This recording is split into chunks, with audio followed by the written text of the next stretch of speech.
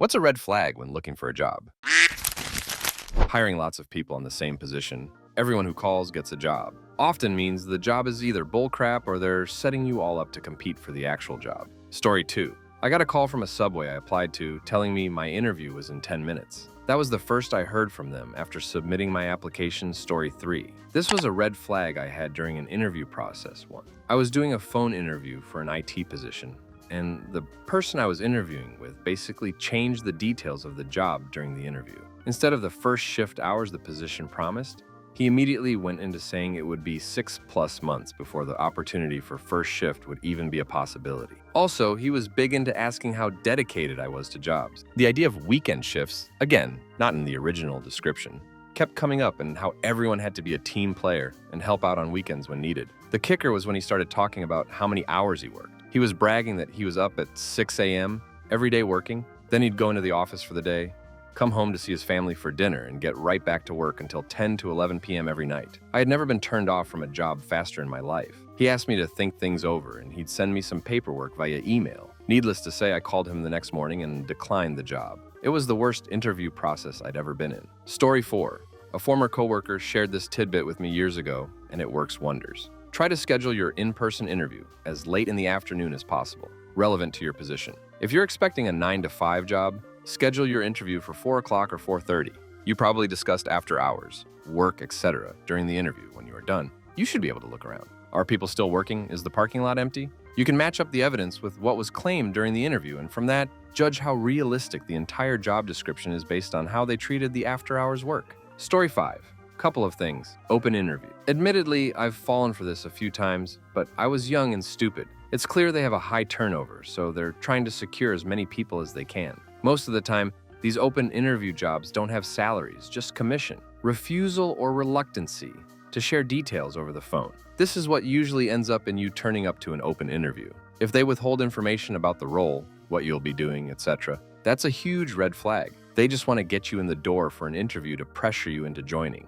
Story 6. If you ask them what the pay is, and they start off with what you could be making after so much time, and they start rambling about the raise process, run the other way. Story 7. Arrived for an interview not too long ago. Showed up 15 minutes early and had all my certs to prove training. Waited over 20 minutes before the secretary led me to a conference room. Waited another 40 minutes and got fed up. Quality manager walked in as I was getting up to leave. He was very offended when I told him he had wasted my time and I would never accept a position after being left to wait almost an hour while having an appointment. Story 8. Job description. You will be in charge of the online marketing. Because of that, we expect that you will also be the web developer, Photoshopper, community manager, coffee maker, and sucker. That kind of crap will tell you if that business understands the role they are looking to fill or are just expecting some kind of magical entity that will do everything online related by himself. Story 9. I turned down a second interview for a position in which the interviewer said something to the effect of, if your boss emails you on a Friday night, you don't have to respond, but you know how that looks. Made it pretty clear that they expect work to be your first priority. Story 10. An employer who treats you like they are doing you a favor. With good servant leadership, it should be the other way around. An unclear job description, or a job description that includes too many duties, not being offered the opportunity to see the working areas or talk to people who would be your peers. Just generally trying to feel out whether or not they have things under control or not. I don't want to walk into a crap show. Story 11. I had a team lead interview me for a contract once say bluntly, "You don't want to work here, it's horrible." He was right and still undersold the experience somehow. Story 12. If the office is a crap hole, bathrooms are dirty. This is kind of an odd one, but here's what happened to me. I left a decent size 400 employee, successful company because my career path was dead-ended. I had 2 positions above me. One was my boss, who was not going to retire for 20 years, and the VP, who was above him and also not going anywhere for 10 years or more. Took a job at a much smaller company, 70 employees, but it had a ton of growth potential. It was a small company on the verge of blowing up and getting big. I didn't pay a ton of attention to my surroundings because I was too excited about more money, growth, etc. The offices were a dump, and the bathrooms were disgusting. There were 2 reasons for this.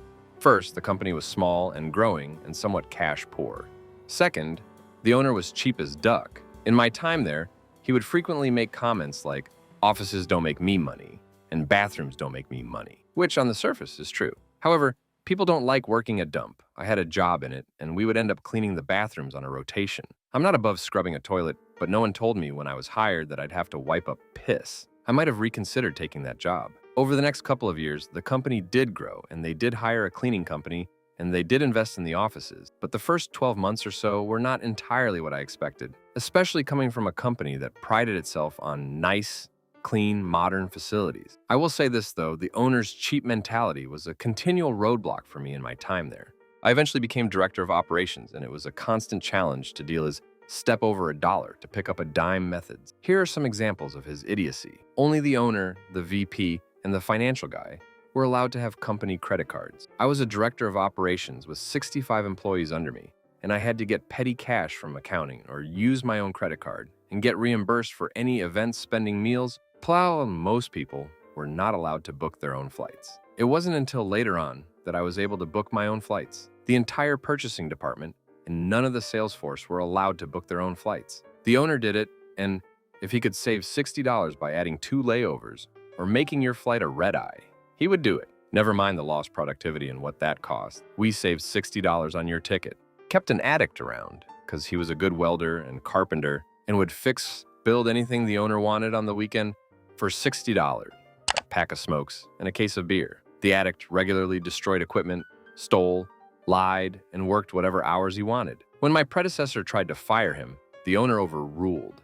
And after that, the addict could basically do whatever he wanted because there were clearly no repercussions. I did eventually fire this guy, and I still have the voicemail saved where he called up and begged for his job back after he had threatened violence against me and vandalism against my property. We had a plow truck that was in need of a wiring harness. The addict employee mentioned above had done something while borrowing the truck with the owner's permission, and the truck caught on fire. The truck was an older V30 Chevy truck, but it was in decent shape and worked well. I ordered a wiring harness from Painless and figured I'd install it on a weekend and get the truck working again for $600. The owner traded that truck and $5,000 for a 2002 F255.4 XL regular cab with 275,000 miles on it. The Super Duty frame and suspension were completely rotten, and the truck needed a rear end, brakes, brake lines, and fuel lines in the first year. I'm sure the guy that made that trade laughed all the way to the bank, coming away with $5,000 in a clean square body Chevy 1-ton that had an SM465, NP205, 14-bolt, Dana 60, and only needed a wiring harness to be back on the road. I wasn't allowed to hire a lawn care company to do the mowing, so we had to have employees do it. The owner bought a used $400 riding mower that had 4 flat tires, no belts, and no battery from, you guessed it, the addict guy. I was not allowed to have a company credit card, but I did have a company Lowe's card, so I bought a cheap push mower over there. And we used that to mow until years later when I was allowed to hire a mowing company. Story 13. I can think of a few specific examples. When I was younger, I was in between my dad's house and my eventually wife and then ex-wife's parents' house. Kind of living both places, but I was transitioning to move in with her family. We lived about 50 minutes apart. She stayed with me on occasion at my dad's too. This all becomes relevant. I applied at the McDonald's in her town just trying to do anything. Well, I got a call one morning at 7 a.m. MCD manager says interview in 25 minutes. We were at my dad's and that call woke me up. So I told him, look, I'm almost an hour away. There's no way I make that, he said. Then I guess you don't want the job that badly. Today, me would have told him to jog off, but back then, me jumped in the shower, and together, me and my ex-lady sped 120 through country roads and somehow managed to make it just in time. I gave my best damn interview. He never called me back. A job for online Apple tech support through a third party working from home. In the interview, they told me they'd send me a Mac to work from and a phone to use. I was a little smarter than the me in example A, so I had questions. My main red flag popped when she said, "You're responsible for the equipment and the cost of any repairs if it breaks." Okay, makes sense. But I asked, "Are these new devices?" She danced around the question, but I was persistent. Finally, she said, "No, they're refurbished." So my next question was, so if you send this Mac to me and day 2 it stops working because of some non-damage issue, do I still have to pay the repair? Yeah, apparently I would. And these suckers are not cheap. After that, she said, "I don't know if this job is right for you because I asked strong questions to see if I could get ducked over by you guys. Yeah, maybe not. McManager on a power trip didn't even call me back after I went double the speed limit to make his outrageous time demand. And sketchy work from home job wanted to give me possibly janky hardware and then charge me if it stopped working. Got defensive when I asked if that was really the case." Story 14. I interviewed for a company that had a recruiter after me pretty hard. The company was just moving into my market, and the reviews on Glassdoor definitely mentioned people being frustrated with the bro culture. All of my interviews were over FaceTime with the managers showing up in their pajamas from home and admitting that since the company is still growing, the workload was pretty much 7 days a week until you got your new team hired and running. It just wasn't very professional, and it was obvious they didn't have structure or care about people's time. I also don't trust companies that brag about things like Nerf gunfights around the office and constant happy hour events. Those perks are fun, but it's clear when that's all they talk about in the job posting that they're trying to distract you from other issues. I need to see that your company culture is enriching and creates success, not free lunches. Story 15. Places who always say they're hiring and always taking applications, but you never actually see anyone new being trained or anything. It means people are quitting constantly, and management isn't hiring new people, so they are critically understaffed on top of poorly managed. Story 16. This is the biggest red flag of them all. Hey, Sweaty, I have an amazing bussiness opportunity for you. How would you like to be your own boss, the CEO of your own company, and become a millionaire just from working on your... It's so easy. All you have to do is trick other people into joining your team, and they will do all the work for you while you take most of their profits. So what do you say? Insert victim's name here. Want to join my team? It's only $499.99 for a starter pack. You got to spend money to make money. Story 17. I think it's a weird question to ask a prospective employer, but an important one. What are your company values? It's kind of like asking on a first date your date's life philosophy. But man, it becomes evident when a company has no values. And if you don't have anything to strive for other than $1, your employees won't last. Story 18. If the job asks for money to begin, we'll hide this behind, oh, we just need $90 for the piss test and $180 for the marketing training. Definitely not talking from my scammed ass's personal experience. Story 19. I was recently, roughly 2 months ago, given a job offer from a company I was really interested in. The job sounded great, was in a career path I was originally hoping for when graduating, and was back in my hometown so I could see some old friends and family regularly. When they made me an offer, it was a pretty big pay cut from what I'm currently making. Actual salary would have been flat out even. I hate my current job, so that would have been okay by me. However, I would be losing a week of vacation, a week of paid sick time, getting slightly worse benefits, and half of what my current company offers in 401k matching. When I asked what was available for negotiation, they got mad at me. In fact, they expected me to make this life-altering decision in 24 hours, with little to no questions asked, and got even more mad that I wanted to negotiate my ducking life, instead of just say yes or no. So I ended up just walking away. I hate my current bosses, but not enough to walk away from 4 weeks of vacation and an extra week of sick leave. And especially not for, given the signs, people who will treat me the exact same way as my bosses. Story 20. If it feels like you have the job before your interview. I once applied to a trainee position. I got to the interview and it felt like I had already got the position and the meeting was just for details. It was weird. He looked at my docs more as formality, but apart from the excessive praise, I was never actually asked anything. I was told I would do a week trial with only travel expenses paid. During that week, there was no training or anything, and I heard some not nice things, also some illegal things. Whilst there, the boss was making plans to go out of the country for an extended period within 2 months, and I'd be taking over for him, as well as expected to bring in clients too. Also, I wasn't deemed to be working fast enough, and therefore they wanted to pay me less than £4 an hour. I didn't go back. Story 21. If you're expected to work right off without sufficient training, it reflects poorly on the company's management and likely also means that they don't care about the employees. Story 22. If they ask you to pay for training, that's usually a red flag that it's a MLM or pyramid scheme. If they ask you to buy stuff on commission and then it's your job to resell it, big ol' red flag. I've had job interviews where the whole company gave me a weird vibe. Lots of psychology questions like, do you like to be in control? While sitting in an office building with zero privacy. All of the offices had glass walls, so everyone could see everyone else. Needless to say, I didn't accept their offer. Story 23. I saw a job posting last week in which one of the requirements was to keep your desk tidy. If they're willing to put that in the ad, the office is run by control freaks. Stay away. Story 24. In my industry, there comes a point in the application process where you end up in a room with a panel of senior employees for an interview. There might be an HR member, but usually HR has completed their interview of you. And this final portion is with people you would actually be working with day to day. It will include your future manager/supervisor, as well as other team leads who you will be interacting with on a regular basis. I interview very well in person and can manage to get a friendly and comfortable response from interviewers. But something I've learned to do is watch how they interact with each other. A red flag for me is when they have all been with the company 2+ years, and there is no subtle ease between them. When everyone laughs or an anecdote is shared, are there any comfortable looks between them? When I ask about work culture, do they all automatically share one of the company's values, or do they actually seem happy about the work environment? In large companies where they interview a lot, these signs will be subtle, as they usually have the process down pretty pat. But when people are together multiple times a week day, as these employees should be, there will be kinds of familiarity that are easy to pick up on when you look for them. In my experience, I've found that individually great people who are not comfortable with one another in a workplace is usually a sign of bad management or an overly competitive work environment. I don't want to work on a team where no one is comfortable to fail or to be wrong or to give support. The last time I was doing a job search, I was interviewing for a company, and it was going well. The job wasn't one I particularly wanted, but it was an amazing company, and a friend had recommended me for the job, so I figured I would interview for it to dust off my interview chops. The three individuals sitting across from me were all at ease, and Q&As turned into conversations between all four of us. And when I asked about work culture, they all shared comfortable smiles when they answered and clearly indicated they enjoyed working with one another. When I toured the department with my potential supervisor who introduced me to the very diverse groups of people I would be working with, they all interacted with him comfortably and in a relaxed manner. I ended up accepting that job over other offers, and it has been one of the best work environments I've ever worked in. Extremely smart people who feel challenged, but who are patient and always willing to help someone out. To add to my anecdote,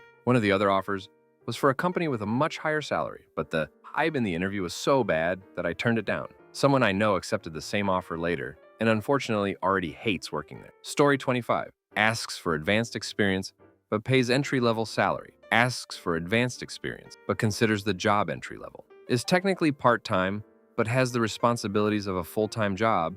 Is right under the full-time hour threshold, thus robbing you of healthcare benefits if in the US. A job that wants to pay a significant part, 30% plus, of your salary in stock options or bonuses, contingent on certain criteria. Remember, stock and bonuses are not guaranteed income, except in cases where you are opting to help found a startup and accept the risks that come with that. Make sure your base pay is livable and competitive. Any job description that is not an acting role and specifies men, women, or any other personal features that have nothing to do with the role. If hours/expected availability is not mentioned in the job description and a hiring manager can't give you clear answers, if they do not put your work agreement in writing, and/or if they refuse to modify the written agreement to specify necessary details such as salary, hours, and job duties. If at any point in the interview process you are hit on, or otherwise personally insulted or demeaned. Remember, the hiring process is an example of the company's best behavior. If you are being treated questionably during the process, you will be treated much worse in the job. Dash if the job does not offer a living wage or paid sick leave. Dash if a hiring manager pressures you to respond to a job offer immediately or implies that they will rescind the offer if you don't accept immediately. You're entitled to think on the offer for a reasonable time frame, i.e., a couple of days to a week, depending on your industry. A job that asks you to use your personal vehicle without providing compensation for that. A job that asks you to work regular overtime or weekends or be on call without compensation for that. A job that does not pay close to market rate for location and industry. Tools like PayScale and Glassdoor can help you determine this. A job description that has no clear responsibilities listed or way too many, 20 plus. The description is an indicator of how clearly people communicate. Be wary if people can't clearly communicate the job and its priority. Story 26. I did a ton of interviews in the last year and had many red flag experiences. 1. Audition type interviews. Was asked to come in for an interview about 40 minutes away for an insurance underwriter position. Walked into a huge room of about 20 people. They showed us a video about the company to hype it up about salaries and such, then proceeded to bring in several employees who talked about how much they loved it there and the amount of money they bring in. The only interaction from us was asking what each of us took away from the experience. They ended up calling me back for follow-up interviews several times, saying that they were very impressed by me. New way after hearing that there was an upfront cost and largely commission-based, basically set up like a pyramid scheme where you sold insurance to people in their homes. Sad part is that many of the people there were all about it and excited to be there. 2, next one, I had an initial interview scheduled for 9 a.m. that lasted about 10 minutes. They had me wait in the lobby and do my second interview immediately after in a local coffee shop with a very young girl who had just graduated college. I was 26 at the time, so they probably assumed a younger person would get me in the door. The girl was super nice, and we hit it off, but I could tell she was hyping up the position a lot too.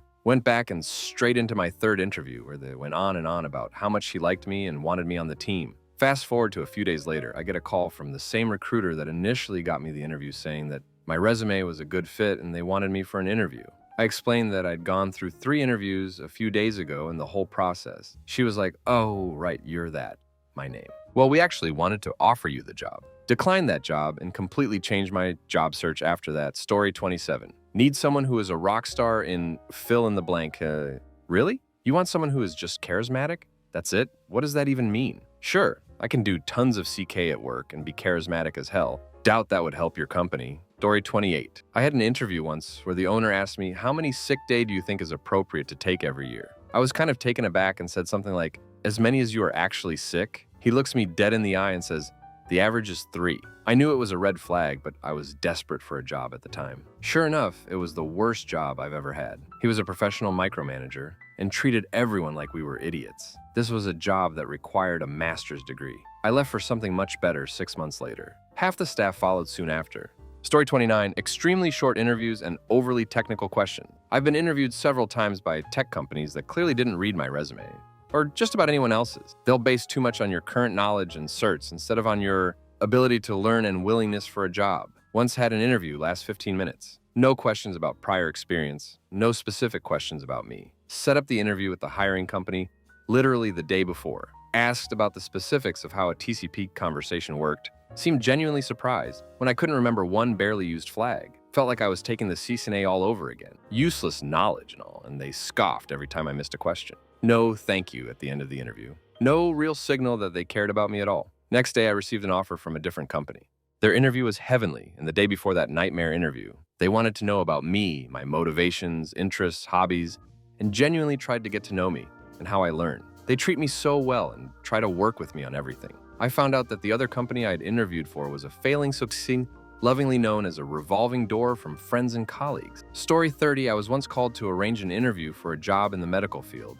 and the woman wanted me to show up for the interview without telling me what company it was, what was the job description, etc. She told me we'll discuss during the interview and asked me to be in an address at a specific time 2 days later. It seemed way sketchy and I had already a second interview somewhere and pretty sure I would get the job, so I canceled this thing. To this day, I wonder what that was about. Story 31. In the 90s, when restaurant job posts were in newspapers, I made sure to avoid those that seemed to have an annual subscription to the Help Wanted section. If they are always hiring, people are always leaving. I can get that with sales and marketing, but if you are burning through cooks and dishwashers every week, something must be amiss with management. Story 32. As a software developer, I asked to see the office while the devs are at work. If it's too quiet, I see that as a bad sign. I look at see people pair programming or discussing design decisions, doing code reviews, etc.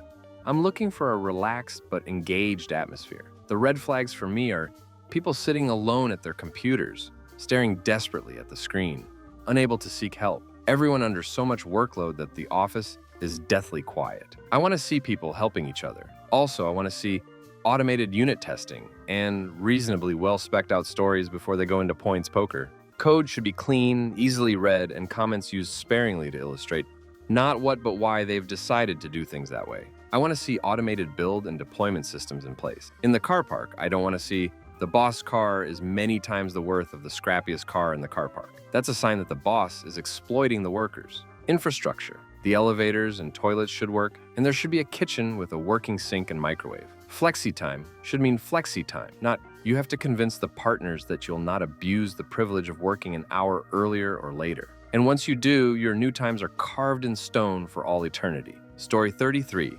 You'll wear different hats in this role. First of all, this is a stupid ducking phrase. Secondly, you just mean you're going to make me do 6 different jobs and underpay me for them all. Story 34. Always read the contract with a fine-tooth comb. I went through the training for one job. They flew us out to Georgia, provided room and board and everything. It was a new kind of contracting company that guaranteed employment for its contractors. Then I sat down to read the contract. These 3 parts caught my eye, in unrelated sections of the contract. When we send you to a client, you will send them our version of your resume. We will include items you have no skills in to reflect our support staff for you being available. You waive the right to change your resume from what we provide you when interacting with these clients. Presenting a resume to a client with false information is grounds for termination. If you quit or are terminated in the first 6 months, You will owe the company $10,000 for training. Training consisted of going through a bunch of free online tutorials as a class. In short, as soon as you signed that paperwork, they could turn around and fire you to make a cool $10,000 gross profit. After I realized that, I refused to sign and explain the reason. They got upset really quickly, saying, "We all signed the same contract. We won't change it," and immediately sent me home so I wouldn't talk to the other employees in training. I feel sorry for those who did sign it. Story 35. Interviewer for a shift manager job at Wendy's asked me to quit college. Said I needed to always be available to them if they needed me. Never mind that he was over an hour late to my interview. No, I will not quit college for $9 an hour. Story 36. We're like a big family. Translation. Prepare to be treated like garbage, but required to be absolutely loyal. Otherwise, we'll toss you on the street. We work hard and play hard. Translation. Be ready for 50 to 60-hour work weeks on the regular. Breaks will be chastised. But at the end of the month, we might order a pizza you can have a slice of. Oh, and we're gonna hold that pizza slice over your head every time you make a mistake, as if it was us paying for a new car. We give over $15,000 worth of benefits a year. Translation. The pay is outright crap. So let's justify it by talking about the benefits almost every single company has. We have competitive pay scales. Translation. We pay competitively low. And once you get enough raises to an arbitrary level, we're not gonna say you'll never get another raise again. We work hard and play harder. Translation. Run. Just run. We're super diverse, allowing for a unified culture. Translation. We mostly hire female immigrants to keep their pay low. Lastly, and this may sound awful, but it isn't. If you receive a phone call from a recruiter with a heavy Indian accent, it's a 99% possibility it's a scam trying to get your personal information and bank information. Story 37. I arrived at a pharmacy for an interview. I asked to speak with the manager who had made the appointment with me. I waited 20 minutes before he came over and said he forgot about the interview, asked me to email him a copy of my resume, and have my last employer call him. I walked out of there with his card and threw it in the garbage. Story 38. Job descriptions ending in and other duties as required. Some managers love to leverage that line, as if by signing your contract you signed away your soul. You can go to anyone with questions. Equals, we don't have enough formal training or good reference materials, so ask around and hope someone knows how to do the task you're assigned. Story 39. Here's a way to find a red flag. Go into the interview with actual questions. See some below. If the interview/S can't or won't answer them, thank them for their time and leave. Sample questions. What is the turnover rate? How do pay increases work? Are promotions internal? And are they based on performance or seniority? How long have you worked here? Do you offer and pay for external training? What is the overtime policy? How do you handle conflict in the workplace? If I need help, who do I ask? What does the chain of command chart look like? These are just a few, but the idea is to ask the questions that you wish you would have known the answers to before taking your last crappy job. Story 40. If their office is pin drop quiet, not one person having a conversation or any chatting going on anywhere. Every time this has happened, it's become apparent everyone is afraid of one or two specific people in management, and everyone is just browbeaten. Story 41. If they're looking for a large number of people to fill multiple positions, typically means that something happened to make a lot of people quit, or means that company has a high turnover rate. Story 42. Job ads that don't disclose the company name, but boast big bennies and a top-notch work environment. It screams, seeing the same job ad over and over. And I see this one particular Popeyes location that is always hiring. Would not want to eat there. Same for a front desk hotel job. I've seen an ex-employee post text messages on an FB job page from the management of said hotel. All I can say is, yikes. Anything that sounds too good to be true probably is. You want to make lots of money from home with minimal effort? Are you over 18 and a hard worker with minimal experience? Come make $80,000 a year with our totes legit company. Story 43. It stuns me that people in the UK don't look at publicly available data on companies' house. Tax returns, incomings, outgoings, etc. So many colleagues have joined organizations that look on paper pretty shaky and turned out to be just that. British friends, check company's house. If you see something that looks bad, ask at your job interview. It'll make you look smart too. Story 44. If the person that had your job before lasted less than a year. If when you ask the hours of a normal day and they say, it's technically 9 to 5, but we often stay late, that means you're never leaving at 5, and if you do, you'll be crap talked. Story 45. Interviewed with a cash app company as a business analyst that had App Store rating of 1.1. So how do you track defects from QA? We don't have QA, we self-test, because that's our culture here. If there's defects, we roll it back production. I see. Using live customers as your QA. How is that working out for you? Didn't get the job. Story 46. Asking for your picture on the application. My fiance applied for an administrative job back in college, and they asked for a picture. She didn't put one because she thought it was weird, but got an interview anyway. Showed up to their address, which was an unmarked commercial building with one car in the lot. She called to make sure she had the right address. They confirmed and asked her to go in the back door. She finally noticed the red flags, left, and called the police. They were vague, but told her she made the right decision. Story 47. Group interview, don't even show up. Charging for classes or materials, scam. Interviewer just wants to rush you through to process without asking a lot of questions. It's likely that they have high turnaround. When you go into the building, keep an eye out for other employees. Do they seem happy? Is the place clean and well maintained? Do you hear bitter gossip? Then when you get to the actual interviewer, read between the lines. Is the interviewer just following a script, or is he or she actually trying to understand how you will fit into the company? Make sure you ask some questions to get a better feel for what kind of environment you'll be working in. Just getting a job isn't the best end goal. Getting the right job is more important. Don't settle for something that gives you a bad vibe. Story 48. Approximate weekly hours. I get that employers, especially in certain sectors, cannot guarantee set hours. But employers need to be upfront about that in an interview, and you definitely need to ask about it. I have worked on and off in agriculture, greenhouses, as a junior supervisor. I was told the company generally sees 50 to 55 hours a week, but try to keep it as short as possible. No problem. I worked 70 to 80 hours a week. I once worked a 16-hour day. I'm not complaining about having to work, mind you, but employers need to let employees know what the job is really going to be like, or they'll suffer high turnover when people realize they've been duped. Story 49. I was called about an interview recently, and then noticed that the person doing all the calling and interviewing was the CEO. If the CEO is doing all that crap, they're really struggling for people. Soon after, I learned you essentially can't take any time off due to the low number of employees. Not even federal holidays like Christmas, Thanksgiving, etc. Story 50. In college, I was in the top-rated internship pipeline for Northwestern Mutual. Like the interviewer, things went relatively well. Then the guy says, "Can you make a list of 15 people you know that would be able to and you would feel comfortable selling life insurance to?" And took the list home, felt it didn't seem right, and sent an email saying this probably wasn't the internship for me. Holy crap, did I dodge a bullet. Their internship is just using their interns for leads, and the products are complete scams. Later, a friend of mine used me as a mark when she took the internship. My advice is to stay the hell away from that company in any capacity. Story 51. Saw a job posting the other day that started with, "I need a go-getter." The job was an AutoCAD draftsman position. You give me specs, I make drawings. I'm not sure what I'm supposed to be going and getting. The nature of the job doesn't involve a ton of initiative. "I need a go-getter" also usually translates to, you'll work 60 hours a week but only get paid for 40. Job postings are usually a snapshot of the high point of a company's professional communication skills. It started with a vague statement in caps lock. You can bet it gets way worse once you join the company. Story 52. Look out for that clause in your contracts that says, "or any other job duty we seem necessary." Meaning, at any point during your employment, they can ask you to do literally anything and punish you for not doing your job if you refuse. Sure, it can be something simple and would be petty to deny something like changing the paper towel roll.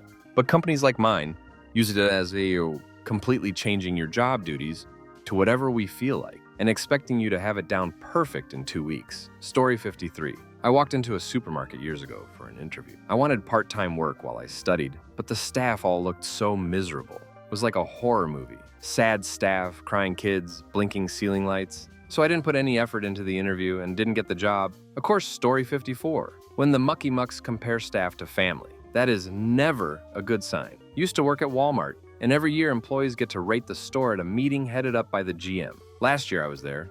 GM had the audacity to compare the staff to family because most people spend more time here than with their actual families. Mildly horrifying. Story 55. Interview for a job that requires a Master of Computer Science and experience as software developer. Java, PHP, Sharp, and full stack, web, minimum. And as project manager, silence. Me. I'm about to get certified as Relevant Qualification General Manager. I don't like my employees to learn independently.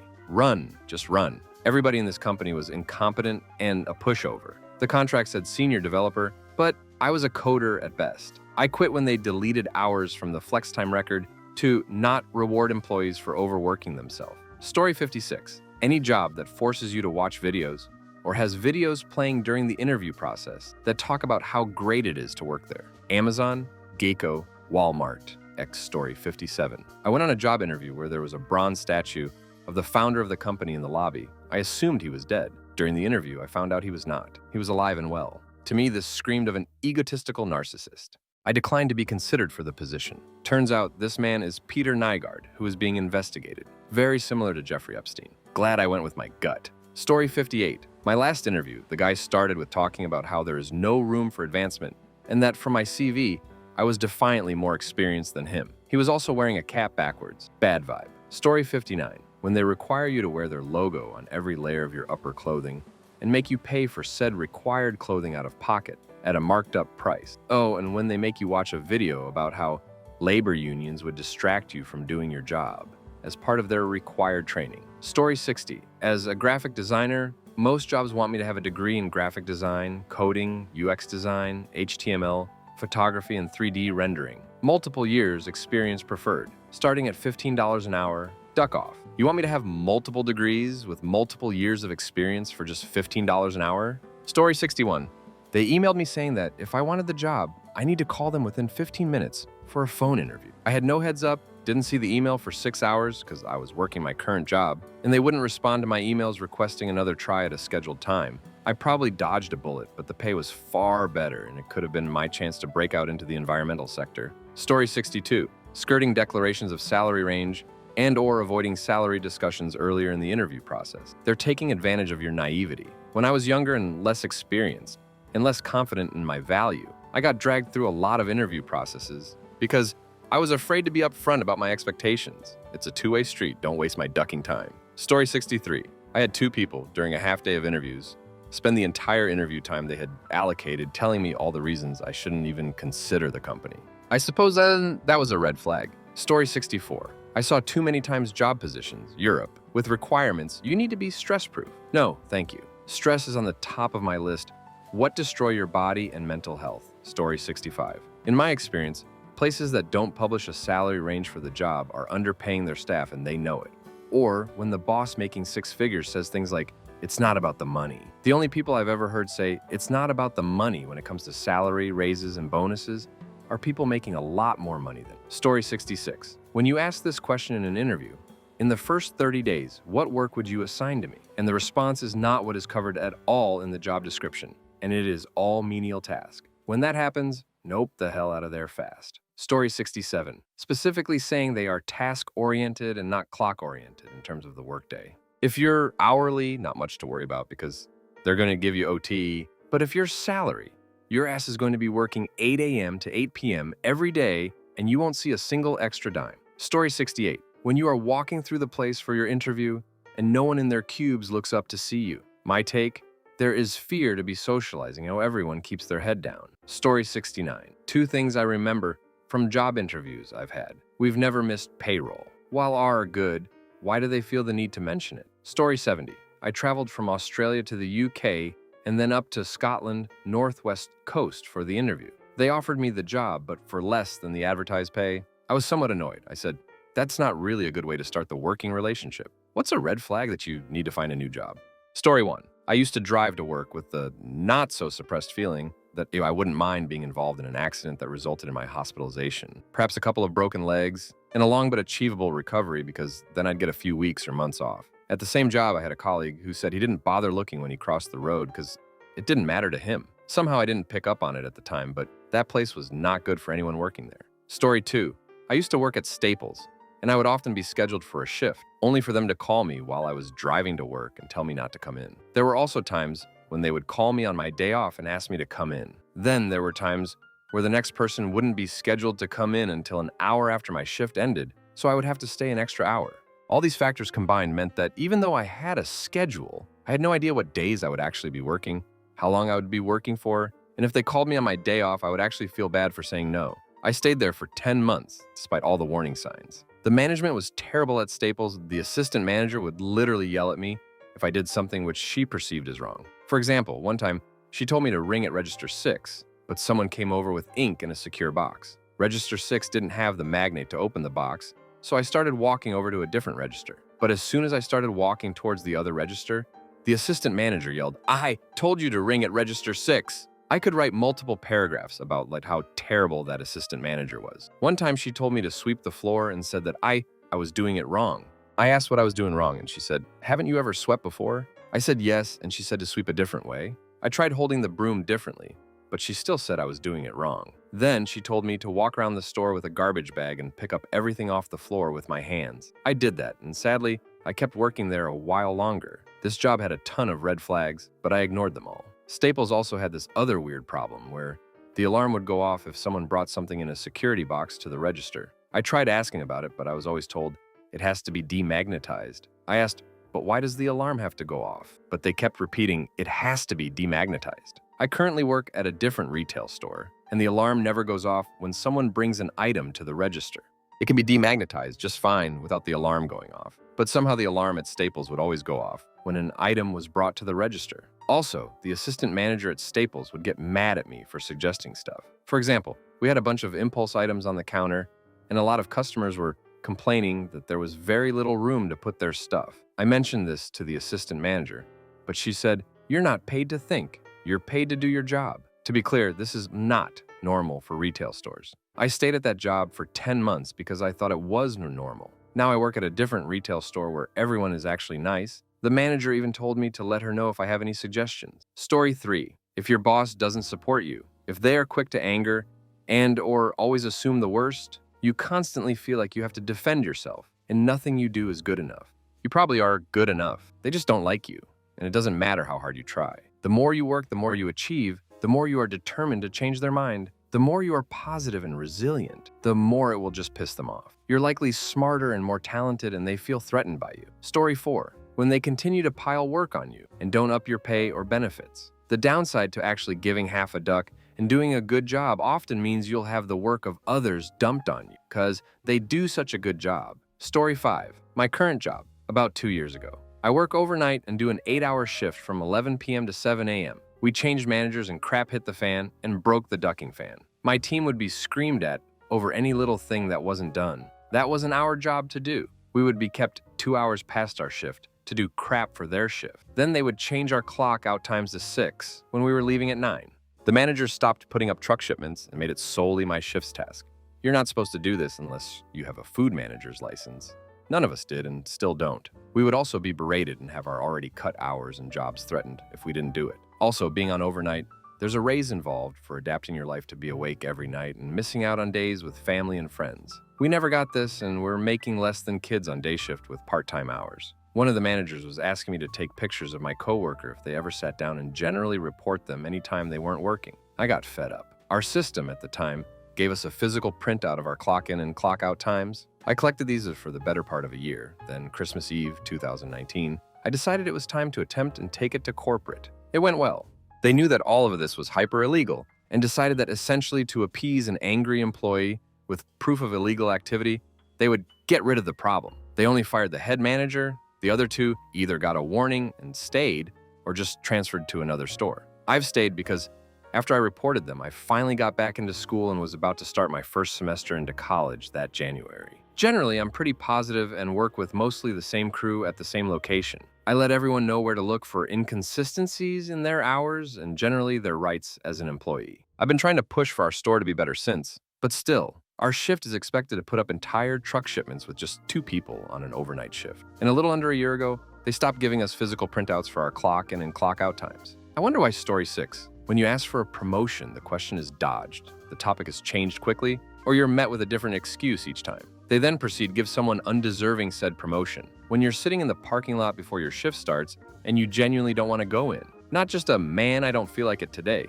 but a genuine "I don't want to go in there." When you're being called, texted on all of your days off, asking for you to go in. If you feel afraid to call off, even if you're genuinely sick. When the supervisors sabotage the general crew's job just to piss off the other supervisors they don't like. When supervisors give your coworkers your phone number so they can ask you to come in when you ignore the supervisor. When you stay and work at least 12 hours a day for 6 out of 7 days of the week. Yet on the 7th day when you can't, you get written up for not staying. When supervisors forget to do parts of their job and so they make you do it. When upper management cracks down on unnecessary things. Example, dress code. while also ignoring problems that are actually affecting the job, like people not cleaning up their workstation. When you feel tired each and every shift, no matter what you're doing or where you're going, no matter how much sleep you have or haven't had, when all you can think about when you're at home is work, when your PTO is consistently denied while upper management and supervisors always get theirs, when you have to threaten upper management with quitting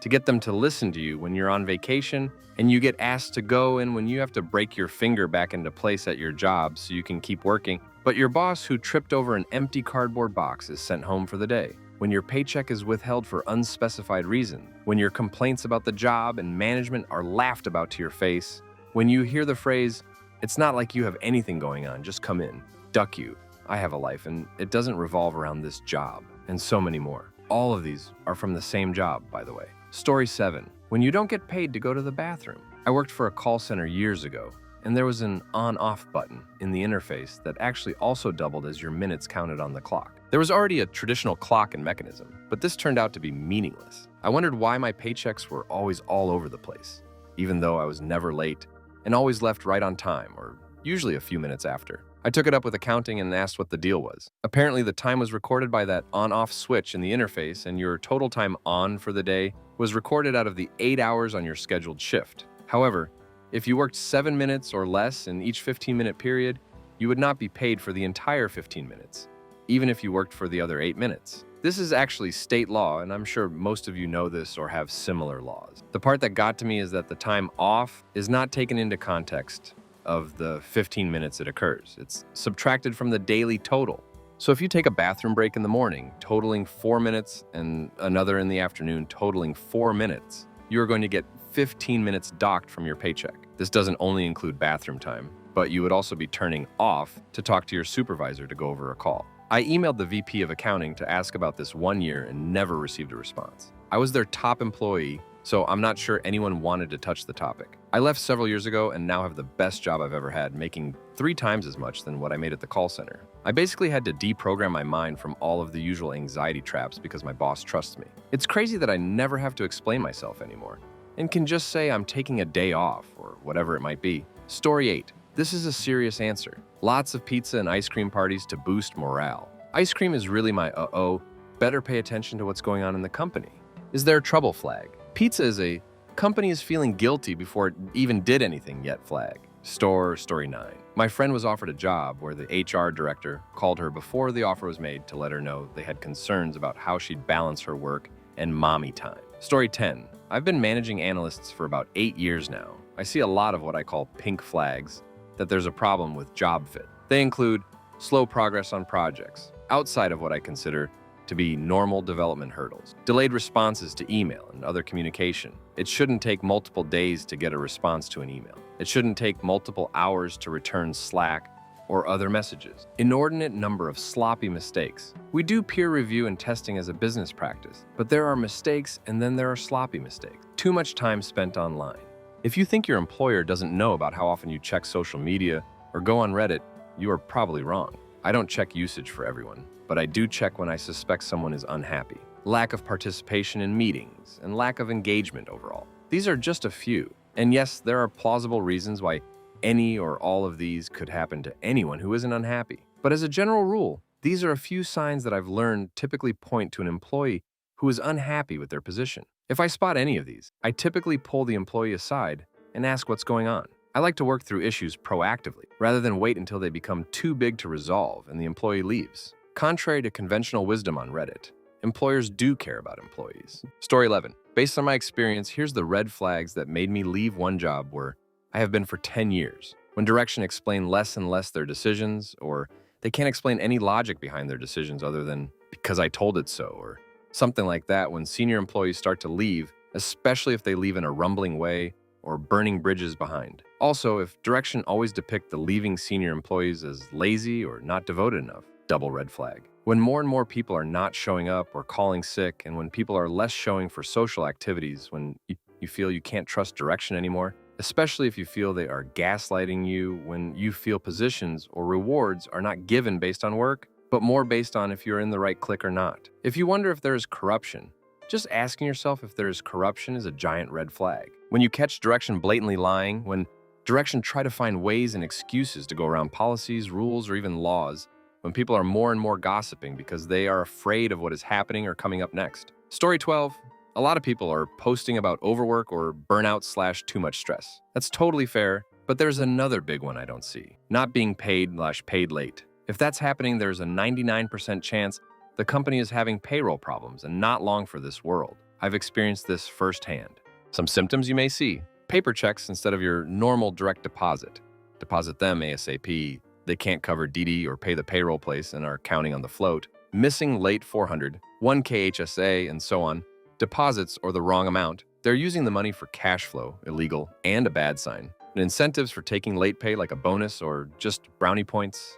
They can't cover payroll. Round after round of layoff. This is pretty obvious, especially when they start cutting the very good, useful people. Everyone extremely happy about a new plan, product. That's a terrible idea. Grasping at straws, this isn't always a clear sign. Suddenly selling old equipment at fire sale prices, like old laptops. They need the money. Buy what you want, cheap and prepare to run. Some of this stuff can happen with your first paycheck or two, or if your company switches payroll providers. But if it happens regularly or during normal times, get that resume ready. Story 13. I started a job 6 months ago.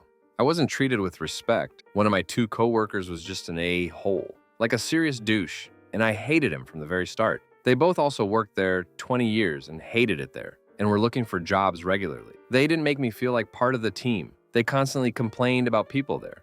The main boss above us just completely ignored me when I said hello to him one day, like looked me dead in the eyes and looked away. So I left last week as spring started and the workload would triple. Duck those depressing sobs. I'm not going to let them drag me down. Story 14. My previous job was working for a medical staffing agency, basically going to different nursing homes that don't have enough staff of their own and filling in.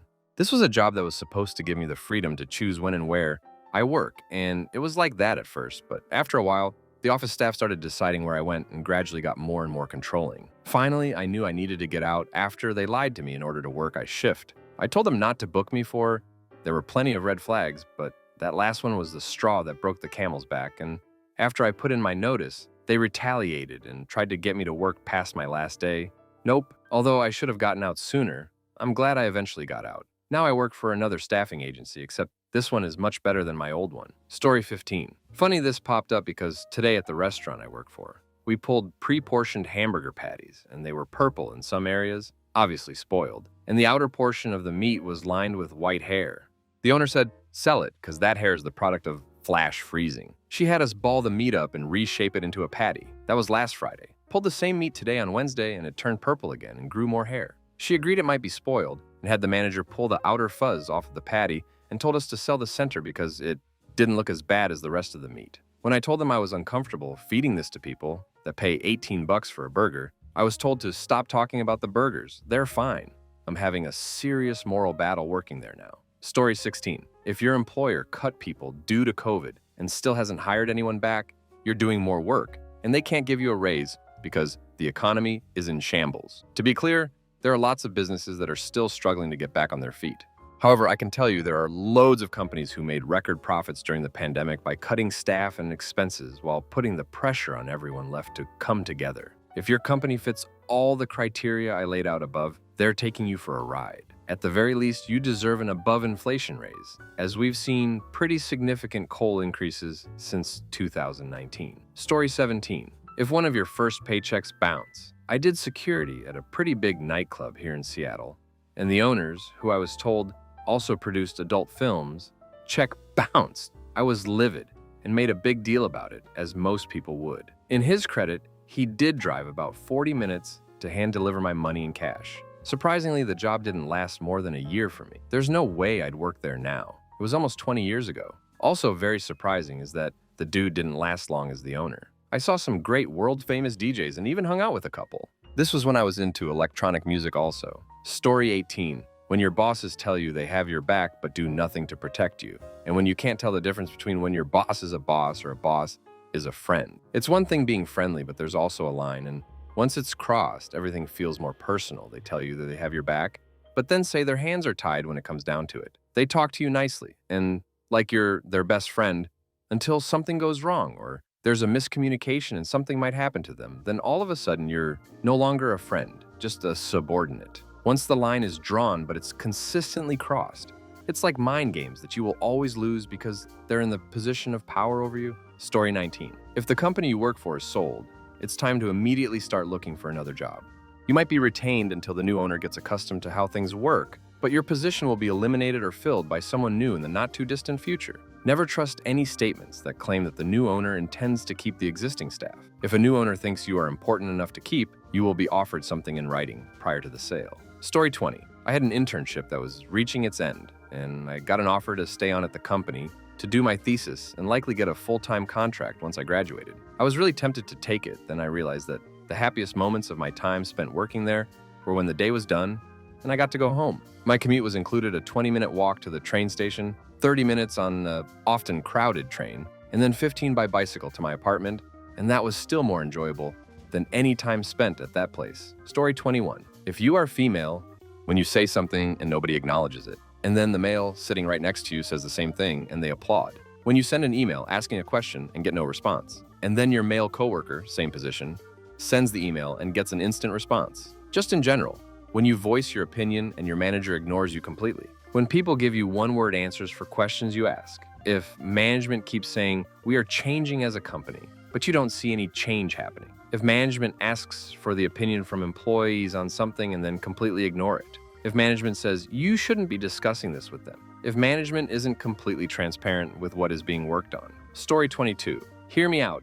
Any job where employees don't care about work. I don't mean they are afraid to care. That's a whole different thing. I mean they don't. If employees aren't invested enough to be frustrated, that's real bad. Especially in career roles where employees are expected to stay for a while. It's the company equivalent of a third-degree burn, where the damage is so bad that nerves don't even register pain. Also somewhat related, leaders who can't tell the difference between employees caring because they hate their job and caring because they love their job but see the issues. Leaders who can't tell aren't good leaders in my experience. Story 23. When you start to notice how angry you get the closer you get to your office. My mom and I used to talk and catch up on the way to work in the morning, and at some point I noticed that the closer to my office I got, the more my side of the conversation went from normal talk to careening. I asked her if she had noticed the same, and she laughed and said yes. Also, when you pull in the parking lot early but walk in late because you had to really force yourself to get out of the car and enter the building. Story 24. When your dream job is good for 14 years, you love what you do, then your company sells to a larger company, and you still have your job, but they require you to do things that will actually hurt the company. Turn customers away because the things they want to put in place will cost customers more money and not give better service. In fact, you can get the same thing for less money by going to another register than self-checkout, investing in large multimedia displays with no idea if it brings people into the location or not. They just want the bling. All I want to do now is yell duck every time I get a phone call. Story 25. When they pull you into the office and tell you it is illegal to talk about how much you get paid and how much others get paid, and they will fire you if you talk about it again. Had that happen, found out they were underpaying a ton of people for the same job that someone else would do, with maybe a 3-month difference in hiring time and no other experience for either person sort of deal. Crap was ducked. Left them a nasty note when I left saying how they discriminated against tons of people. It was only the women and the one black dude that got paid less. Never went back to that store again. Story 26. Fun story. I was working on a project with a biotech company that was going to revamp and streamline their entire process from R&D down to final delivery. Complete company overhaul. During one of the lunches to celebrate a key milestone, we had one of the board of directors come to give the usual congratulatory speech. A hot mic caught him, asking one of his assistants, "Why do I have to be here?" Most of them are going to be unemployed in the next 2 months. That afternoon was spent with everyone revamping their resumes, and not a single goal was hit for 2 weeks after that as everyone took the first positions offered to them by competitors. Story 27. Duck me. This is perfect timing. When your manager's sheer presence makes you nervous and uncomfortable, even though you've done nothing wrong. To tack onto this, I possibly have COVID, waiting for test results, and am dreading the fact that I'm able to work from home when I have 80 hours of paid COVID time. BC is 2 weeks off of work would be nice, but no, I have to work unless I'm basically bedridden. I wouldn't wish COVID on myself otherwise. Story 28. Here's a fun one. Small business, maybe 20 employees tops. Boss takes a percentage of money out of every paycheck to pay for health insurance. Coworker needs surgery, but he's not overly concerned because, after all, he's insured. Then all the bills start coming due and the insurance company says, Why are you sending us these? You're not insured with us. Turned out Mr. Bossman was just pocketing all that health insurance money for himself. Shortly thereafter, the whole business shut down as he was investigated, tried, and convicted of insurance fraud. Then he spent some quality time in the slammer. Story 29. When your boss calls you at the airport on the way to buy a new car, to tell you to turn in your laptop the next day because the VP position we have been talking about for a month is not available, and your position has been eliminated by someone else to do the same job. Not me, but my wife. I wish there was a red flag before that, but nothing. Story 30. When they only want yes people. At my last job, my supervisors would kiss their higher-ups' feet and anything they said didn't matter how ridiculous it was. If you even so much questioned something, you got ran out. When the amount of supervisors, higher-ups, people with ridiculous job titles outweigh the actual people doing the job. When you can't express an emotion or an opinion about a favorite or management in the company without being written up. I have so many. Story 31. We're just like a family here literally means we're super toxic and we will gossip every detail about your life while you're doing way more work than you signed up for because at the end of the day, we're just like family here. Story 32. This just happened to me. Had to have my gallbladder removed and it didn't go great. Ended up down sick for a month before being able to return. While my company handled this okay, my last week before returning was nothing but non-stop panic attacks about it going back. Made me realize how unhealthy my work life was. Found a new gig. Took a little pay cut, but so far I'm much happier. Now is a great time to change jobs if you're considering it due to labor shortages. Story 33. I'm a seasonal employee at my current job. After 6 months, they do a review and you're either kept or let go. We're nearing the end of the 6 months, and a lot of my colleagues have been informed that they're being kept. The rest are still under review. My assumption is that if you're not told otherwise, you're going to be out of a job soon. Story 34. When they keep coming up with bullcrap reasons for not giving you a raise while simultaneously telling you how valuable you are and what a good job you do and how they are making record profits. Story 35. When they ask you about your personal life, it is not their business that you married, have children, have friends, or that you live too far from work, or that you even own a car. You only owe them 8 hours a day. Doesn't matter how you get there or how you spend the other 16 hours off, and they owe you your vacation days that you are allowed to use whenever and for whatever. Story 36. True story. An immediate family member passed away unexpectedly, and my manager tried to talk me out of using bereavement time because the team needed people. I told him that family will come first and I will need the time to address all the craziness that comes when a loved one passes as well as a process everything away from work. He tried to fight back and say that could be done in 2 to 3 days. My blood boiled. Story 37. I found some red flags when coworkers are trying to be my boss when my boss is okay with that. Example, one day my boss is not here, then my coworker will direct us even with our paycheck because we are flat hours guy, while coworker is hourly wage. That day I walk out. Oh, coworker's not even assistants or anything title, just in different position, but under same boss. Story 38. There were so many at mine, but the first big one was being regularly expected to put in unpaid overtime. We all tried to communicate to our supervisors how burnt out it was making us, and we're basically told to suck it up. There was one meeting where upper management gave lip service to coming up with solutions to prevent it, which of course ultimately went nowhere. Whole team overturned in approximately 15 months. Big shocker. Story 39. Obvious one is written warning. If you ever get one start looking for a new job that same day, they're just getting the paperwork in order to fire you. And I never even heard of anyone getting official written warnings and then going on to turn things around and not get canned. The manager already decided at that point to vanish you. Story 40. They don't respect your time off that they schedule. I worked at a shoe store recently, and every time I had a day off, they'd try to call me to come in because of scheduling issues that could have easily been solved if they would have scheduled the right amount of people. Ill work when I'm scheduled to work. I got paid minimum docking wage. I'm not on call. Don't call me Story 41. When your quarterly raise is 0.05, but you had high marks for the performance review. It was a middle finger to the face. Backstory. I worked 5 years at Panera full-time, like 45-hour weeks. Some days I got a break, others I didn't. Team lead, and did 3 grand openings in 3 different states. Total raise. Amount of my job, $1.85. Sorry, no, I'm gone. Story 42. Not providing training, and then always being surprised when you don't know something or get something wrong. Bonus points if they don't allow you to ask questions or are too busy to show you how to do the thing that they're mad you don't know how to do. Story 43. I do call center work. I had a customer tell me this morning that I'm lucky we don't live in the US, or he'd find a gun and hit someone. Verbal abuse from customers is a daily occurrence. But this one really got to me, and I think it's time to start looking for a new job. Story 44. Whole lot of people in this thread need to figure out where the do not disturb button on their phone is. You shouldn't be getting multiple messages every sick day inquiring about you, and you definitely shouldn't be answering them. Red flag. Office is constantly shorthanded, and management is constantly on people to increase their hours of availability and responsibilities rather than find new employees. Story 45. Was walking into work on a Monday, caught a friend getting out of his car. Me. Can you believe it's Monday already? Him. Can you believe we have to do this for the next 30 years? Miss that guy. Hope California is cool, Bruce. Story 46. When the guys you are working with pull some crazy, dangerous crap and you are expected to join in. These guys brought a lift into a high ceiling room, then put a stepladder on top of it, and were standing on the very top of that with no safety gear just to run a cable. That was my last day.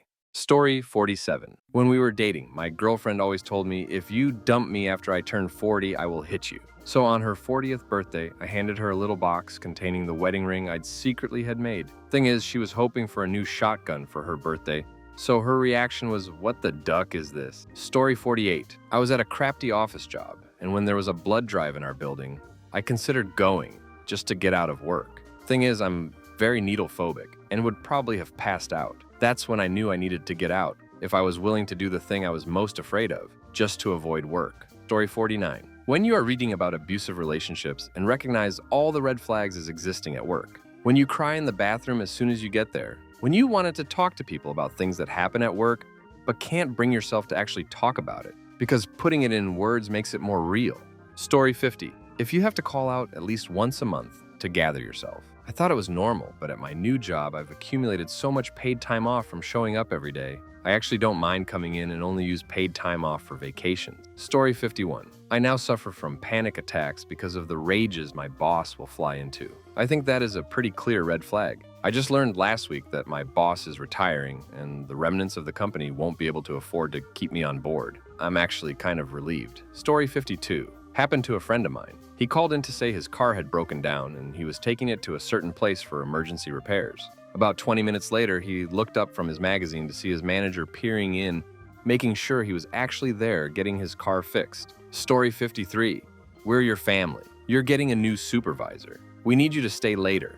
The other employees don't like it when you leave on time. We aren't able to give any raises. We want you to follow this rule that isn't documented anywhere. Story 54. If you have a sense of dread and anxiety about going into work, if you wake up in the early hours of the morning thinking about it, then find something else. Life is too short. That's what I did.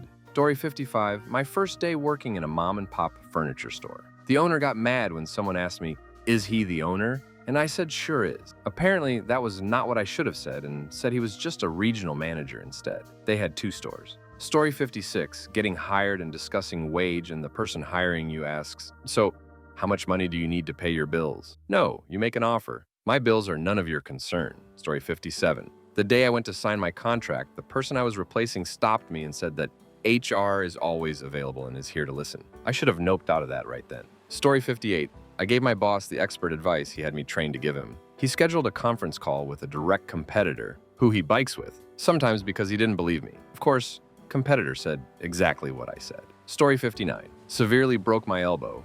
Couldn't do any part of my job, required lifting and using both arms always. Asked for a week or so off. They said if I don't come to work, it's a no-show, no call. Left soon after story 60. When you earn minimum wage, work 50+ hours per week, and find yourself unwilling to socialize, no longer able to commit energy to your creative hobbies, and cry at least 2 times per week. Sigh. What is a massive red flag about a new workplace? Story 1. I always ask in interviews what the turnover rate is or why the person I'm replacing left the position. Definitely avoided some sketchy scenarios with those questions. Story 2. The look of defeat on the faces of their employees. When a place is good to work, their employees seem to be excited to be there. There are smiles, there are jokes, there's enthusiasm. When a company screws over and abuses their employees, the employees get that look of defeat in their eyes. Their job has no enjoyment. It is merely about survival. When I say survival, I don't mean working to make some money to get food to eat. I mean that you are trying to make it to the end of the day just to go home and repeat the cycle, each day a bit worse than the next. People don't joke, and if they do, it seems to be morbid jokes about the workplace. People aren't social. You can feel the lack of joy. The company has managed to defeat their workforce. Story 3. High turnovers, bad management. Co-workers seem annoyed most times. When you feel like you have to walk on eggshells, so you don't get written up for the littlest things when getting trained. If you get a coworker that is showing you how to get through the day. I dotted places to hide. That's a bad sign. If you are the quiet type, then you will be surprised about what you may hear from the other employees. I've heard so many things. I'm surprised HR isn't busting down the door. Story 4. I got started in HVAC last spring, and a month before tech school graduation, I went to every HVAC company in my area and handed in my resume. I had 4 interviews. My current employer was my 3rd. He gave me the job offer, but then told him I had an interview somewhere else shortly after this one, and I wanted to see how it goes. After I said that, he gave me some really good advice. He says, "That's good. That's great. Interview at as many places as you can. You need to find a place that fits you and your expectations. If that isn't here, then I wish you luck." Just remember, not only are they interviewing you, but you should be interviewing them. After he said that, I pretty much had my mind made up. This small company actually gives a crap. Story 5. Being asked to create a presentation to justify my high wages. They hired me about 4 weeks previously. Lasted 18 months for getting the hell out of that place. Story 6. The person interviewing you doesn't seem to have any idea who you are. I don't mean your name, I mean the stuff in your CV/application. If they don't know who you are, that means they don't care who you are. They just want a warm body for as long as they can have you. Also, an overly complicated bonus schedule based off a large number of metrics. That's the sign of a company that will be doing everything they can to screw you out of bonuses while simultaneously using the promise of future bonuses to retain people. I can guarantee you that at least 2 of those metrics are all but impossible to hit simultaneously. Story 7. A lot of people telling you who you can trust and distrust, and asking your opinions on people you just met. They'll make it seem like they're just befriending the new person, but really they're trying to draw you into their side of the company's faction, or gauge if they should bring you into their faction, and get some dirt on you to turn others against you if need be. That's not to say there's anything you can do once you see those red flags, except go ahead and figure out how to get out with as little damage as possible. Story 8. Like others have said, high turnover rate. Also, disagreements on procedure. If the book says one way, manager tells you to do another, and a coworker suggests differently, all on the same situation. Red flag, especially in retail. I like working somewhere where there's consistency in rules and how things are done, mostly because I don't want to look dumb doing it the wrong way for the same situation another time. Story 9. You realize that all of the other people working there are related to the person who hired you or the person who is running the place. Run while you still can. Story 10. I was recently duped into thinking I had a sales job. I realized it was MLM during the interview process, but they were vague enough to fool me into thinking it was salaried. I came in for my first day and start to notice stuff. There's a flat screen TV on the wall playing some game show I've never heard of. Tons of lost-looking people in the lobby staring at the TV, Xbox plugged in, but dangling from the TV, clearly never used. The receptionist sat behind a haggard and hastily constructed desk. It looked like it was intentionally designed to look like a reclaimed wood project. But when I went behind it to type some info on a laptop, it was actually very poorly constructed and hiding quite the mess behind. Oh, and the laptop belonged to someone else, not the office. And the receptionist was trying to track them down for the charger. I had to enter my info twice because it had died in the interim. Eventually, someone collects 3 of us and starts to tour the office. It's a kitchenette which was visible from the waiting room. 2 bathrooms and 2 offices with windows to the street. Little secondary seating area for eating. Then things get weird. This is when I first noticed nobody who worked there was smiling unless they thought people were looking at them. Toward the back are 4 windowless offices. The ones with open doors are absolutely bare bones. They're all shared as well, with 3 people crammed around a desk in one room. The door at the end of the hallway has in bold block text lettering, "Don't look back, you're not going that way." I'd seen plenty of red flags already, but I really needed a job. Figured, hey, I'm supposed to be selling Verizon Fios. No initial investment on my end? How sketchy could it be? The door opens and out walks 3 people carrying cases of cosmetics. All right, what the duck? In this back room is a large open space. In the back is a room with cubbies. You know, like you had in kindergarten. Those get cleaned out and donated every Friday, so make sure you don't leave anything. Is that a high turnover rate I smell? There were 6 whiteboards with a different person giving a different presentation on each. They were all sharing one eraser, and my presenter got halfway through her sales pitch lesson before she got a working dry erase marker. So you don't provide your employees with the tools they need. Okay, great. Why is there a gong hanging from the ceiling? I actually said, is anyone seeing a bunch of red flags right now? While the presenter was looking for a marker. We get through that, and the second person who interviewed me pops up out of nowhere and has me write down and rehearse the pitch with him. It is super awkward, with his fake smiling, fake enthusiasm, and general attitude. We do this 6 times each, then it's time for a daily meeting. Hey guys, callback. Hey guys, great. Callback. I'm not down with this. Some guy reads an article about some BS school program that made students sell children's dictionaries as coursework. Basically sold the job as being paid while attending school. He was a great public speaker. If I hadn't noticed the commission numbers being off, I might have come back for day 2. He claims they're going up from 80-something per sale to 120-something per sale for internet only. Wait, I've been consistently hearing 300 per sale. So what else have I been misled about? He goes on to highlight top sellers and other percentage crap that they encourage. Let me get a hell yeah for X. 3 sales yesterday and callback, hell yeah. Also, the acronym JUICE was said and called back a lot. At one point, he straight up said, "We encourage you to lie, cheat, and steal to get ahead." And that's when I was 110% done. I was planning on sticking around to see the paperwork in hopes I could catch something just straight up illegal. But they sent me and one other well-spoken dude home and said, "Come back tomorrow to finish orientation and take the Verizon training program." Obviously, I did not return for day 2. This happened last Thursday. I still feel really ducking stupid that I even lasted that long, clinging to any shred of hope I could find. I'm trying to tell myself that they fool people for a living, and I only gave them 4 hours of my time, but even that is more than the bloodsuckers deserved. Story 11. They like to micromanage you, but then tell you off for not having enough initiative to do something. Then tell you off for doing it due to micromanaging, and the cycle continues. Story 12. Everyone has their own best way to do something, and they all tell you in private. It sounds like they're helping, but it's really a symptom of bad management. Story 13. Being hired for a specific job and then having additional duties tacked on after you are hired.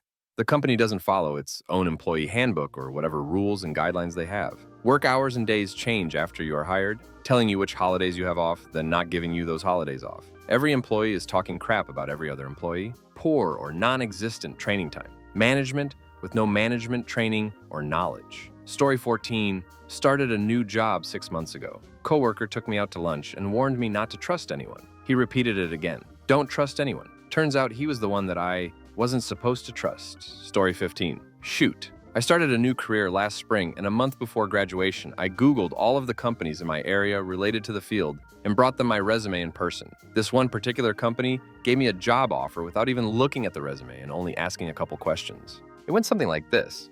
"So you're getting ready to graduate?" He glances at resume.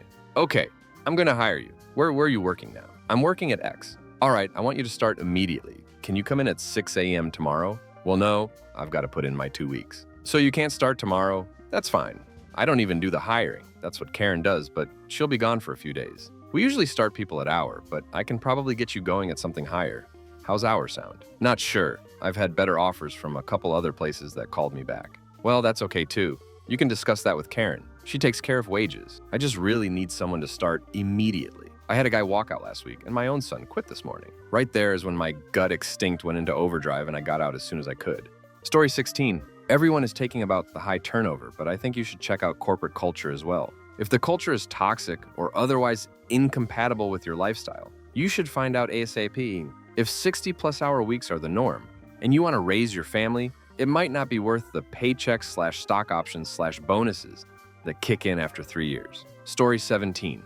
Unlimited vacation policy. It means they have structured their policies around the most cost-efficient way to lay their employees off no vacation payouts. And they also will likely frown upon you taking more than 2 weeks without raising eyebrows. Story 18. When I first started at my job before the one I'm working now, I saw tons of very talented, smart, qualified individuals working in roles that they excelled at. Normally, you would think that this would be a good indication of a great hiring system and application process. The longer I worked there, the longer those same people stayed right where they were when I was first hired. At first, I just thought they liked what they were doing, as these people always were very kind and helpful to me, which I appreciated because I was so new. And the job really was a lot to learn then. As time went on and I got more comfortable in my role, those same people also stayed in their roles. Maybe they just have a long time frame before you can be promoted, or so I thought. Then a few people were promoted, but it wasn't the people you'd think it should have been. Many of them were people who refused to help us newbies out. A lot of them were people I'd hardly spoken to, or straight up didn't know who they were,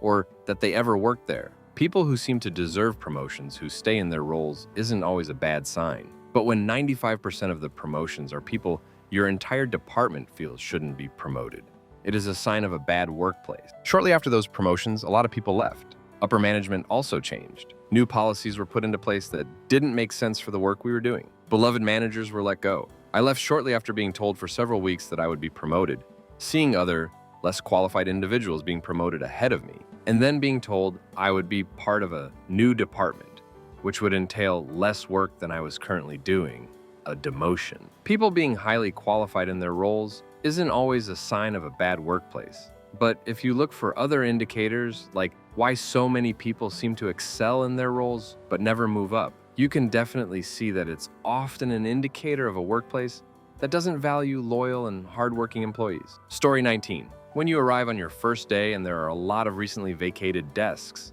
or if there are a lot of junior people recently promoted to senior positions that seem a little beyond their reach. At my last job, this happened. Got there and my manager generously let me pick out any desk I wanted, because we recently had several people leave and I could choose from any of those desks. Several of the people I was supposed to be working with directly, and I made sure to screen for competency before accepting the offer, had left, so they then introduced me to the people who would be replacing them and were way more junior. Story 20. Coworkers gossiping about other coworkers. No defined training program. High turnover rate. Always follow up with your manager to know 30 to 60 to 90-day expectations for your position. Most importantly, don't ignore your intuition. If you feel like workplace is a sketch, it most likely is. Story 21. The owner or CEO doesn't have a long-term business strategy. During an interview, you should always ask where they see the company going in both the short and long-term future. If they can't at least provide a simple answer, don't accept the job.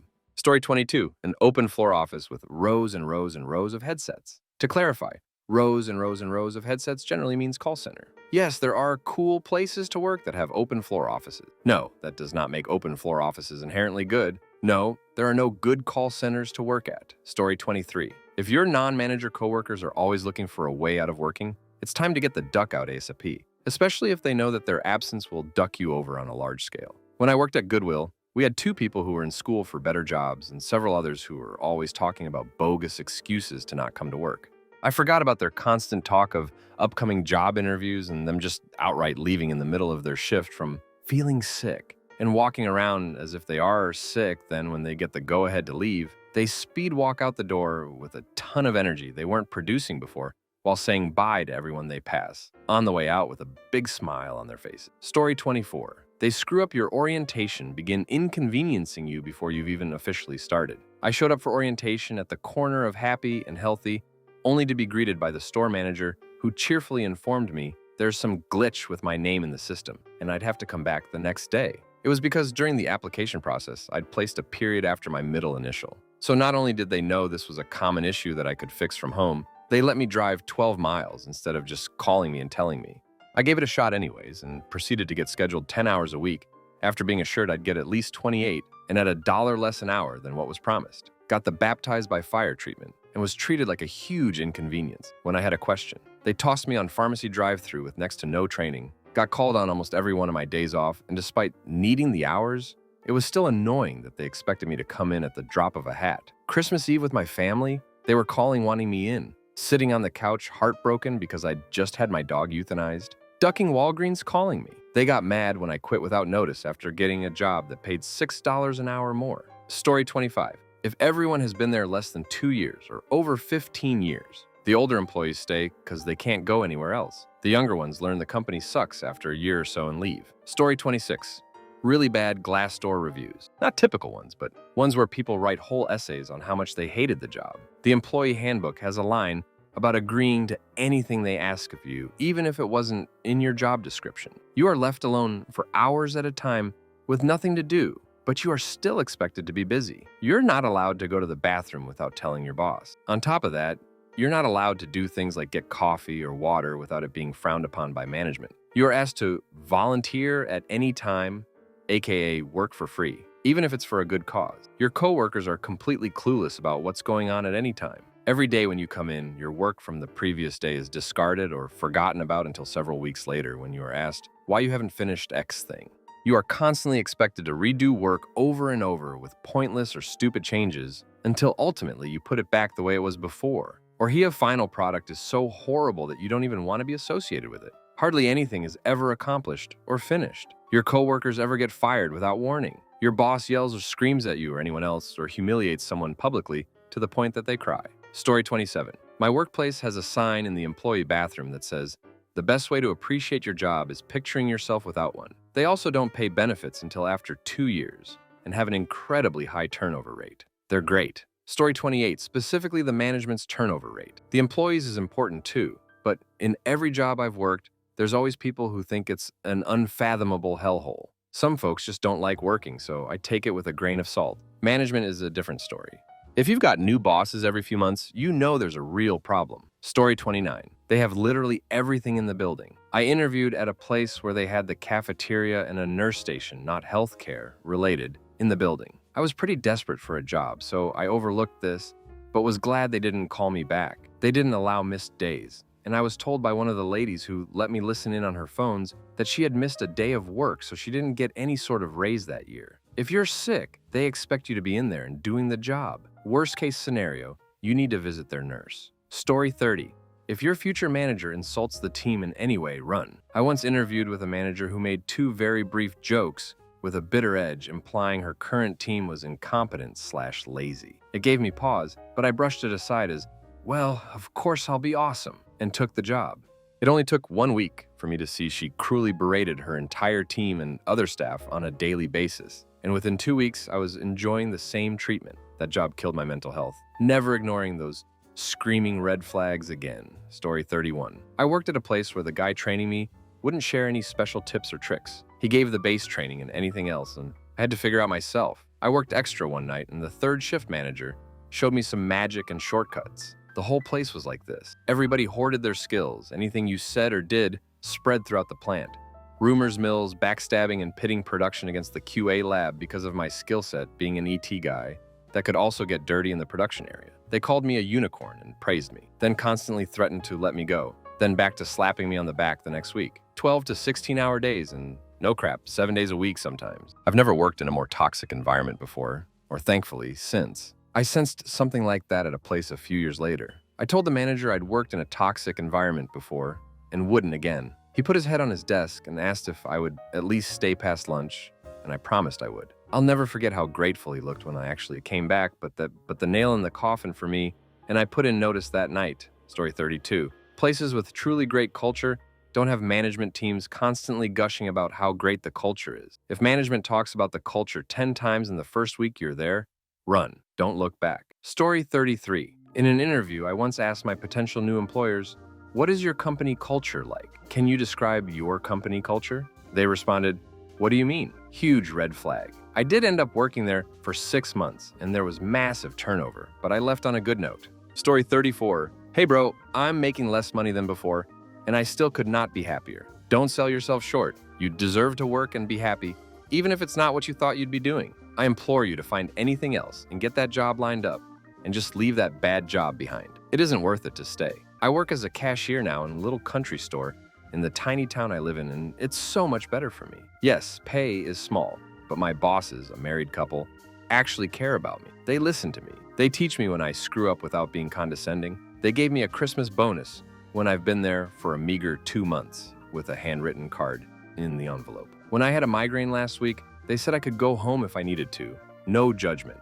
I didn't think bosses like this could exist. The atmosphere is happy boredom. Stocking shelves between customers. Sometimes happiness is simplicity. Please find yourself a new job.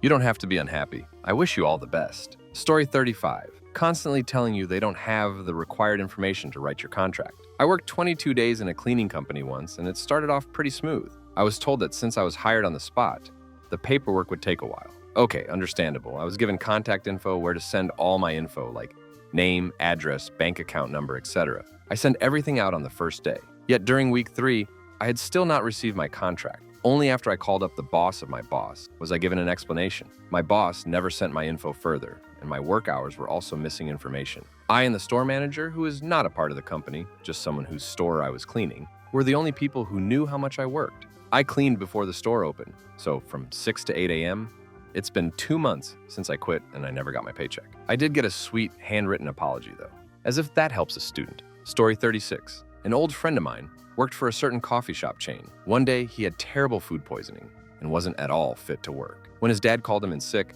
the manager threatened to write him up. Needless to say, he quit not long after. When I interviewed at that same location, they had to reschedule my interview because The manager had a personal emergency and had to leave. I can kinda understand, but a phone call would have been nice. When I interviewed at a different location, the same thing happened twice. They immediately turned me away, despite my birthday being on my application. I love the food and coffee there, but oh my god, their management is just atrocious. I don't think I was very clear. At the second location, my interview was initially canceled because they got busy all of a sudden. That's understandable. The other time, though, the manager took the day off. Story 37. Seeing a department head fired on your first day, and then having your job description nonchalantly changed completely in a group meeting 2 days later with no private conversation, explanation, or warning. Story 38.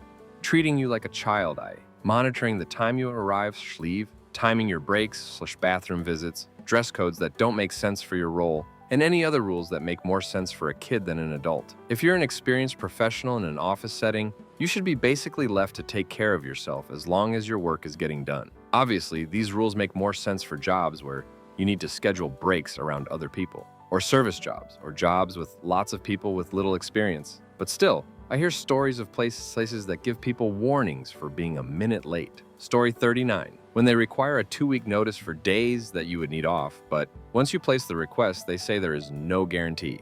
Insult to injury is when they schedule you on the day anyway, with no reason as to why.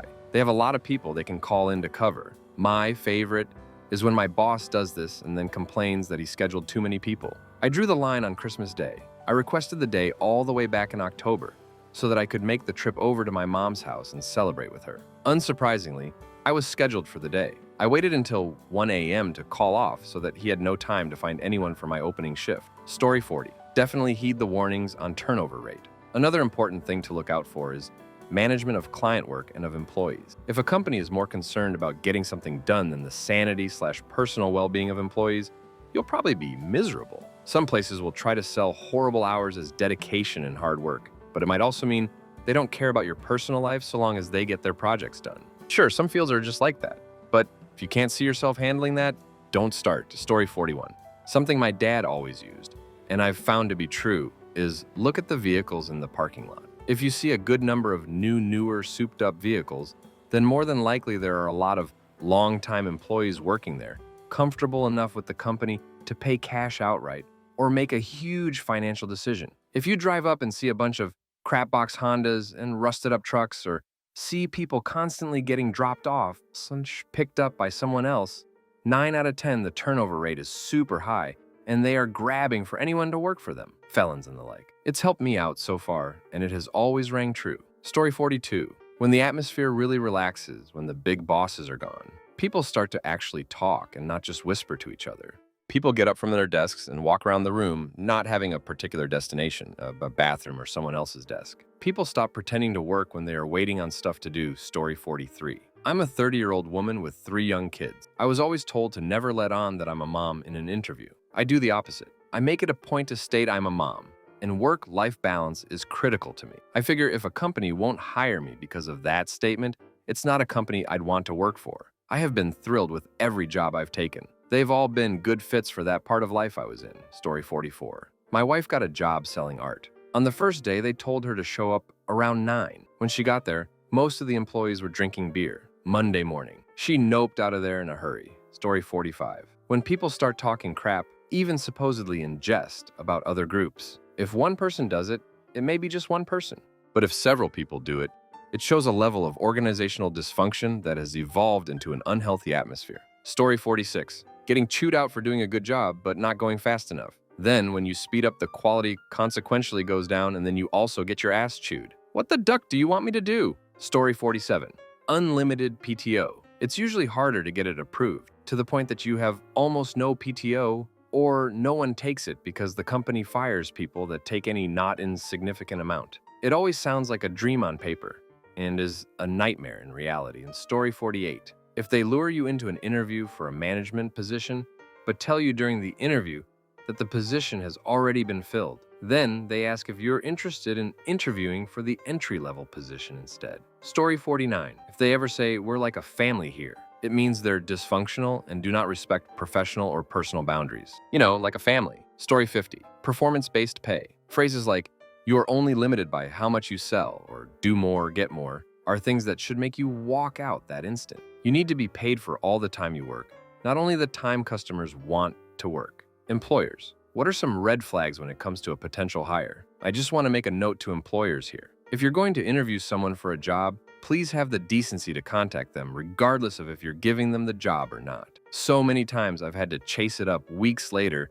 only to find they filled the position ages ago and never thought to tell me. It reflects pretty poorly on the employer, in my opinion. Story 2. If someone shows up late for an interview with no excuse and no effort made to let me know they were running behind, I tell them I'm no longer interested in interviewing them. Same thing for being interviewed.